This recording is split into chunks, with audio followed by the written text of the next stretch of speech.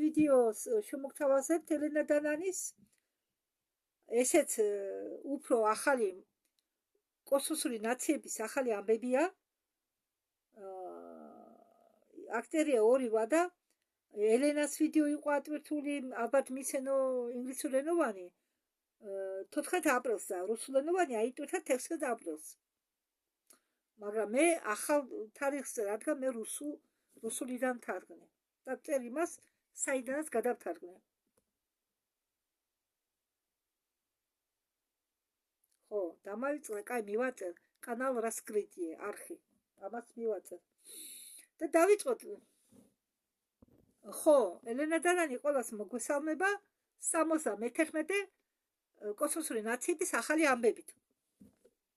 დღეს მე თქვენ თავაზობთ ბოლო ახალ მოვლენებს ამ გალაქტიკასთან დაკავშირებით, რომლებიც ხდება დედამიწაზე.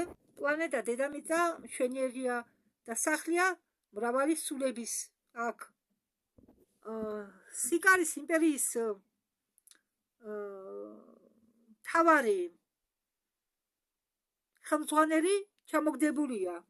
მთავრობა ნათხანი 4-ის იყო აღებული და შტაბ-ბინა სიკას იმპერიის იყო აღებული გალაქტიკური ფედერაციის ალიანსით, სამყაროების გალაქტიკური ფედერაციის ჯარით და გაერთიანებული იქნა ნაროს ალიანსში. სიკა, იგივე სიკარა, შემოგნებით სიკა.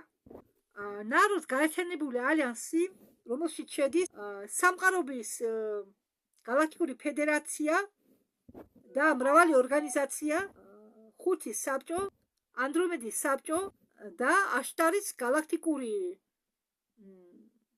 მეთაურობა, ან სამეთაურო გუნდი, ჯგუფი, აშტარის სამეთაურო ჯგუფი. სხვათა შორისო აშტარის გუნდი, აშტარის ჯგუფი ახლა არის დაკავებული დაცვით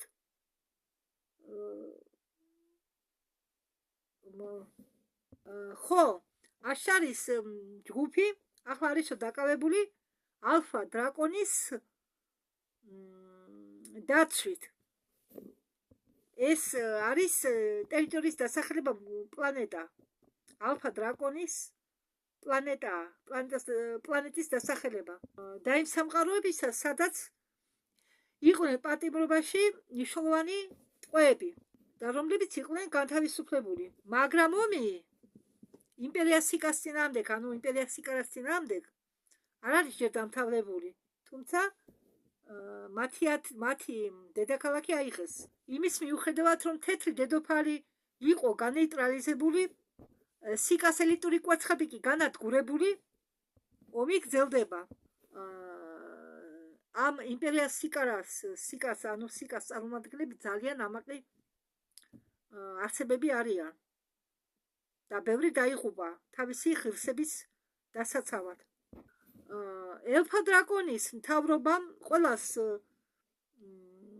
შეუთვალა სიკარებს მთელ გალაქტიკაში, რომ მაგათმა უნდა გააგრძელონ ეს ომი, რომ მაგათმა უნდა გაანადგურონ, ჯერ გაქურდონ, დააყაჩაღონ და შემდეგ გაანადგურონ ყველანი და ყველაფერი. სიკარას ნარჩენი დაჯგუფებები ბოდიალობენ გალაქტიკაში. ნატაროს გაერთიანებული ალიანსის ძალები ებრძვიან მათ და ცდილობდნენ მათ პოვნას. და ეს ადვილი საქმე არა, რადგან ისინი იყენებენ მასკიროვკას. მათი ხომალდის სიგნალი შეიძლება გამოიჭიროთ, თუ ისინი არ არიან დამასკირებული. ან თუ არ არის იმ დროს შეიძლება მათი სიგნალი გამოიჭიროთ, თუ არიან დემასკიროვკის ან მასკიროვკის პროცესში. და სანამ ისინი დამალული იქნებიან, ჩვენ არ გვეცოდინება რა დროს და სად გამოჩნდებიან. და ეს რჩება ისევ და ისევ პრობლემად. მაგრამ ტაქტიკურ დონეზე ომი დამთავრებულია. ახლა კი უნდა შეებრძოლო იმას, რაც ყველგანაა შეჭრილი. იმის მიუხედავად, რომ ომი ჯერ არაა დამთავრებული, არ არის იმის საშიშროება, რომ იმპერიას სიკარმა გაიტაცოს რომელიმე სამყარო ან პლანეტა. იმის მიუხედავად, რომ იმპერია დაეცა, მათი შეტევები გრძელდება. დედამიწა ორბიტაზე განლაგებულია სამყაროების გალაქტიკური ფედერაციის 4 ხომალდი. ეს პატარა ხომალდები არა, უზარმაზარი ხომალდებია. დედამიწის ორბიტაზე არის განლაგებული 2 სამხედრო ხომალდი, უზარმაზარი ხომალდი, ნომერი 6 XL, ერთი მათგანია, ერთი არის სამხედრო, ერთი კი სამეცნიერო და ერთი დამკვირვებელი, ადმინისტრაციული შერეული ხომალდი. 2 სამხედრო ხომალდიდან ერთი სამხედრო ხომალდი ტოვებს დედამიწის ორბიტას, რადგან დედამიწაზე ოკუპანტების წინააღმდეგ ომი დამთავრდა და ახლა 4 ხომი ყვადრა, ახლა დარჩება 3 ხომალდი. ერთ-ერთი სამხედრო იქნება და ერთმა სამხედრომ დატოვა ორბიტა დედამიწის. და სად გაემგზავრება ეს ხომალდი, ერთ-ერთი ხომალდი, რომელიც ტოვებს დედამიწის ორბიტას. ის გაემგზავრება ორტას ღრუბელში, სადაც იქ დაელოდება სიკართან ომის დამთავრებას. ხო, მე ერთ ვიდეოში მაქვს დახაზული ორტას ღრუბელი. აგიხსენით თუ რა იყო? ხო, რომელიღაც ვიდეოში იქ. ხო, და ამ ორტას ღრუბლის მიღმა განლაგებულია მთელი არმადა სამყაროების გალაქტიკური ლიგის ხომალდებისა.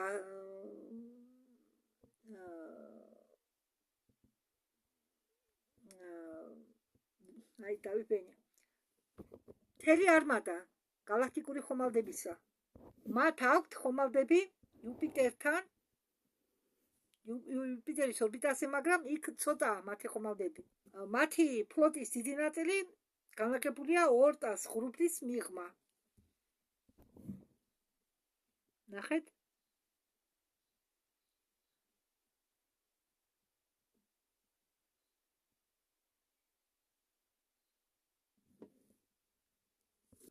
მიწირი ღრუბელი, ეს ორტას ღრუბელი, ამბობს ელენა დანანი, არის სფერიული ფორმის და შედგებაო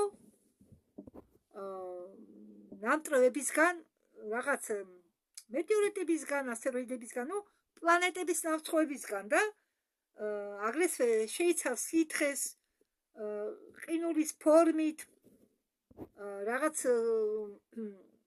ქვების ნაწილებისგან და ასე შემდეგ. და ამ ორტის ღრუბლიდან მოფრინავს ხოლმე ყველა კომეტები. ეს ღრუბლი ძალიან შორსა განლაგებულია პროქსიმა ცენტავრის მზის შორის ნახევარი, ესე იგი, ნახევარი გზას კვეთს პროქსიმა ცენტავრას და მზის გზას და ამათ შორის გადის. მოდით ახლა ვისაუბროთ დედამიწას. ბოლო 5 წლის განმავლობაში ჩვენ გადავადგილდითო გალაქტიკის სხვა ზონაში. შეგახსენებთ, რომ დედამიწა თავის გალაქტიკაში მოძრაობსო სპირალისებური ტრაექტორიით. და ახლა ის იმყოფებაო მეხუთე სიმჭიდროვის ზონაში. ახლა მე განახებთ ერთი წუთით. Это облако Оорта. Оно напоминает, что Земля в своей звездной системе движется по галактике по такой спиралевидной траектории. Агер. Так, видите? А я И сейчас она находится в зоне 5-й плотности. Здесь система. Хо. ეს ის ზონა არის, ეს მეხუთე სიმჭიდროვე. რომელშიც ყველა ფიზიკური, მატერიალური, ყველაფერი, რაც კი ფიზიკური და მატერიალურია, თავდება ამ ზონით. ფიზიკური და მატერიალური სამყაროს საზღვარი ეს მეხუთე ზონა.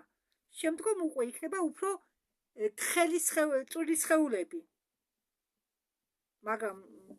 მაგრამ ეს მეხუთე ხო შეიძლება კი ფიზიკური, მაგრამ ვიბრაცია ხო იცით რა, ისეთი მთლამჭიდრო არ არის, როგორც მესამე, მეოთხე, მაგრამ შედარებით თხელია. კი, ცოტათი ფიზიკურია, მატერიალური, მაგრამ შედარებით უფრო თხელია. შევსუბუქებული სხეულები აქვთ აქაურ ცხოვრებლებს. მაგრამ დედამიწა გადავიდა იქ. დედამიწაზეც მე ნათქვამი მაქვს, რომ არსებობს მრავალი განზომილება. ჩვენ იმიტომ შემოგღობეს ყინულოვანი კედლით, რომ მარტო ჩვენ ტერიტორიაზე, სადაც ჩვენ ახლა ვართ, ჩვენ ტერიტორიაზე იყო მესამე განზომილება, თორემ ჩვენ იაჩეკაში იმდენი მატერიკებია, ყველა მატერიკი გაიხსნება. ყინული რო დადნება, ყინულოვანი კედელი, ზოგი არ დადნება, იმიტომ რომ ნახევარი კედელი, ის ლურჯი კედელი, რომელიც არის, ეს არის ხელოვნური ყინული. მაგი არ დნება, მაგი ქრება, როდესაც დაცხება. გაქრება ეს ყინული, რომელიც ვარდება წყალში. არ გინახიათ ინტერნეტში? რა ლურჯი ფერისაა? ეს არ არის ნამდვილი ყინული. ყინული შეუძლებელია იყოს ამ ფერის. იქ ურევია ხელოვნური ყინული. ის ქრება სითბოში. ასე რომ იმის საშიშროება, რომ ყინული დადნება და დატბორას ყველაფერს, კი ახლა ყინული თუ დადნა, მაგრამ მინდა დაგამშვიდოთ, რომ თუ დაიტბორა რომელიმე ტერიტორია, ესე იგი მას იყო საჭირო, რადგან მათ რო არ უნდოდეს, ვინც მართავს ჩვენ ტერიტორიას, არის ბევრი არხი, შეუძლიათ ეს წყლები ჩაიყვანონ მიწაში შიგ. დიახ, შიგ ისეთი იმდენი ბევრი ოკეანებია, უფრო მეტი ოკეანია, უფრო მეტი წყალია, ვიდრე ჩვენ ზედაპირზე. დიახ, ძალიან იმაზე მეტია, შეიძლება ორმაგის და სამაგის იყოს. დიახ, ძალიან ბევრი წყალია. თქვენ როგორ გონიათ, ჩანჩქერებს რომ ხედავთ, თავისი როგორ შეიძლება შეუძლია წყალს ამოსლა, თუ არ კაჩავენ ზევი და იქედან არ უშვებენ ისევ აბაროჩი. თავისით განა შეუძლია ავიდეს წყალი ზევი, თუ არ დაკაჩი. დასაკურელი არ შეუძლია და კიდევ მინდა შეგახსენოთ, რომ დედამიწა არის კოსმოსური ხომალდი, რომელიც იმართება. დიახ, ეს მარტო ჩვენი კი არა, ამ ხომალდზე მარტო ჩვენი სამყარო კი არა, ჩვენი ჩათვლით 178 სამყაროა მოთავსებული. და ეს მარტო ჩვენ კი არ მიფრინა, მთელი დედამიწა, რაც კი სამყაროებია დედამიწაზე, მთლიანად მიფრინას ეს 178 სამყარო სპირალისებურად, როგორც განახეთ, და შეიძლება ვინმე წაიკითხოს ის ვიდეო, რომელსაც მე მოусმინე, რომ ვლადიმირი შემშუკი ამბობს, რომ დედამიწა მიფრინასო ტარტარარი, უაზრო მიმართულებითო. მე არ ვეთანხმები ამ კაცს, იმიტომ რომ მე ვერ ნახე, მე ვეძებე ვალერია კალცოვას ვიდეო, სადაც მანმატარებზე იყო საუბარი. თუ წავაწყდება, დავაფიქსირებ, მე კი მაქვს ვაგი გადმოკაჩული, უბრალოდ შენახული Facebook-ზე, მაგრამ ვერ შევედი. და კალცოვა წერს, ვალერია კალცოვა, რომ ის მასეც უნდა მოხდეს.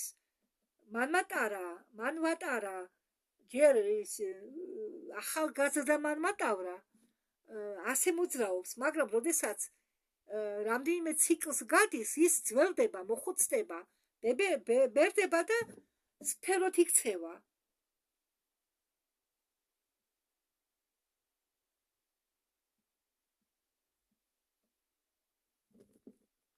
და ჩვენი სისტემა კი არა, ჩვენი galaktika ცოტა რასაკვირველია, ახლა ჩვენ ვერ გამოვიკვლევთ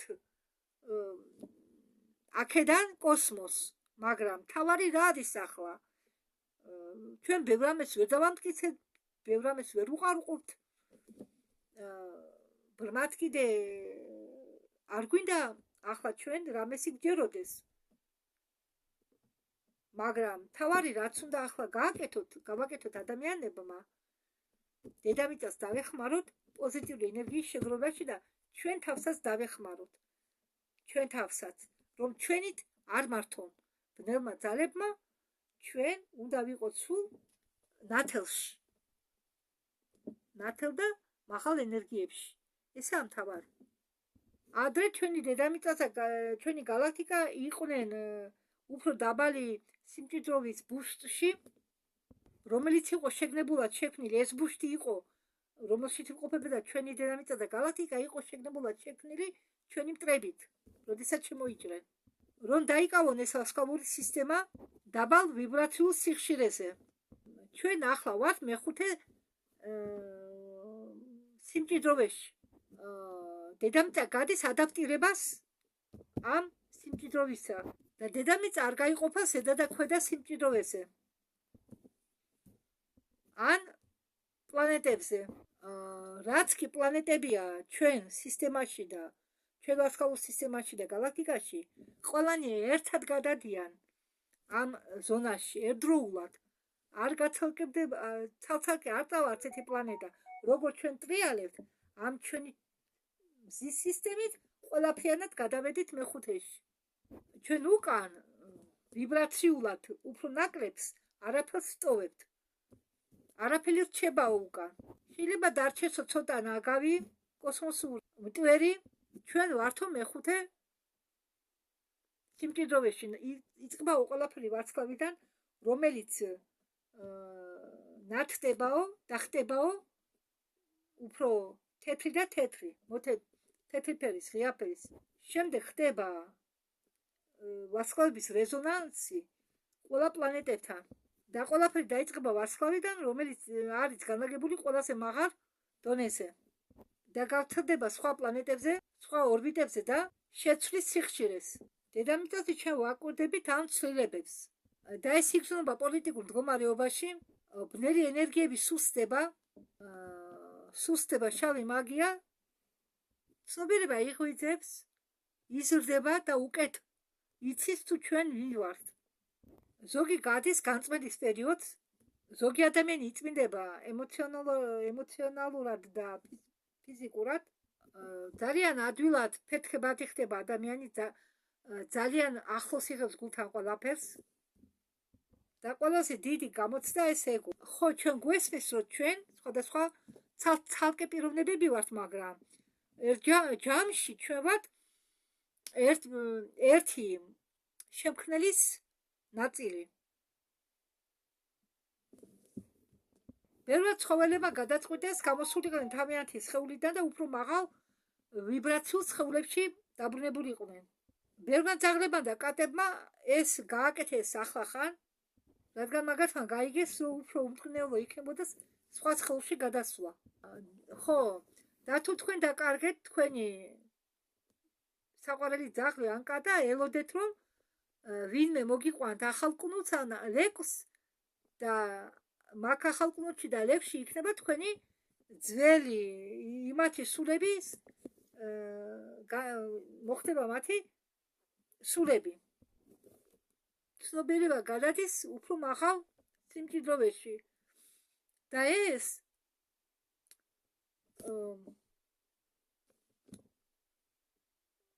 ეტყობა ჩვენს სხეულს. თქვენ ხედავთ, რომ ხდება მიწისძვრები, იცვლება ფიზიოლოგია, რაც არასტაბილურია, ადამიანის ემოციები, ტრავმები, სულიერი ტრავმები ამ პლანეტაზე, როგორც ამ პლანეტაზე. ხომ ასეთი არასტაბილური წერტილები, როგორც ტექტონური პლიტები, ფილები უпростоრად, ტექტონური ფილები, ვულკანები, ყველაფერი რაც იმყოფება არასტაბილურ მდგომარეობაში, აქტივირდებიან და ვლინდებიან. ამიტომ ხდებაო მიწისძვრები. galaktikuri ფედერაცია ცდილობს მინიმუმამდე მიიყვანოს ეს ყველაფერი, რომ ნამეტანი არ დაინგრეს, რომ მიწისძვრა მოხდეს ცოტა მსუბუქ ფორმაში, ტექნოლოგიების მიხედვით, რომლის დახმარებით ხდება მინიმიზირება ენერგიებისა, დედამიწის ენერგიებისა არ მოხდეს მასშტაბური გლობალური დანგრევები, ცვლილებები.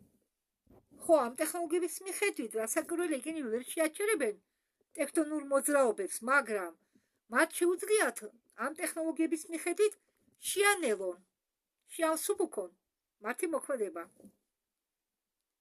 რადგან ეს ყველაფერი არის დედამიწის გადასხვის პროცესის სხვა განზომილებაში. მცენარეების სამკურნალო თვისებები ძლიერდება, მათი ეფექტურობაც იზრდება, ყველა მცენარე ხდება უფრო მაკურნებელი და ბრძენი. ჩვენ გადავდივართო მეხუთე განზომილებაში, მაგრამ თქვენ ეს ვერ შეამჩნიეთო, რადგან ეს არისო გადასვლა.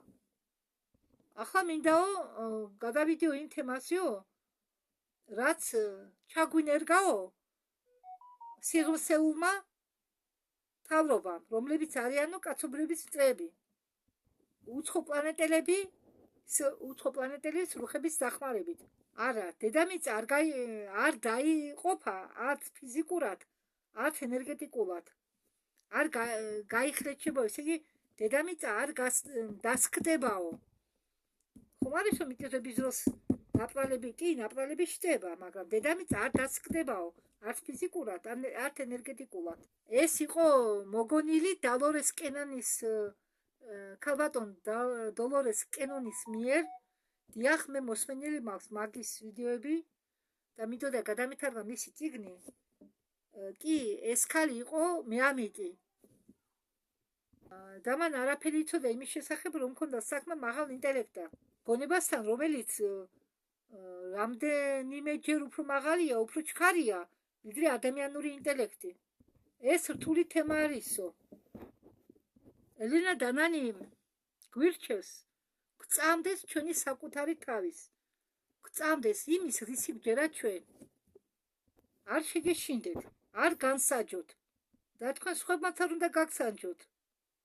და თუ ადამიანები მიატოვებენ ერთმანეთის განსჯას, ერთდროულად, ერთმომენტალურად, ეგ ყველაფერი შეწყდება. როდესაც თქვენ იცავთ სიმართლეს, მას აქვსო მტკიცებულება. და ეს სიმართლე უბრალოაო. და სიმართლე არ ცდილობსო იყოსო პოპულარული. როდესაც თქვენ დუმხართო იმის გამო, რომ არ გიდათო ვინმეს ხარე შეურაცხყოფა მიაყენოთო თქვენი გამოთქმით, თქვენ მაინც ხტებითო მონაწილენი და მხარისდამჭერი იმ ხარისო, ვინც არასწორად მსჯელობს და მოქმედებსო. დუმილი და უმოქმედობა ნიშნავს თანხმობას. უნუხოები, ეს ახალ ცივილიზაციას გვამცნობს, უნუხოები ცხოვრობენ მეოთხე პლანეტაზე ვარსკვლავურ სისტემის ტაირში, რომელსაც ისინი უწოდებენ ანაბს თავის კულტურაში. უნუხოები არიან არსებები მე-6-მე-7 სიმჭიდროვე გაზომილებისა. ისინი არიან ძალიან მაღალი არსებები ფართო მხრებით, მიახლოებით სურათს ანახებს ელენა დანანი და მეც განახებთ, რომ მიახლოებით წარმოდგენა გქონდეთ. მათ ჩვეულებრივ სამებს საერთოდ აქვთ გრძელი წაბლისფერი თმები, მათ აქვთ მუქი ფერის კანი, ნარინჯის ფერის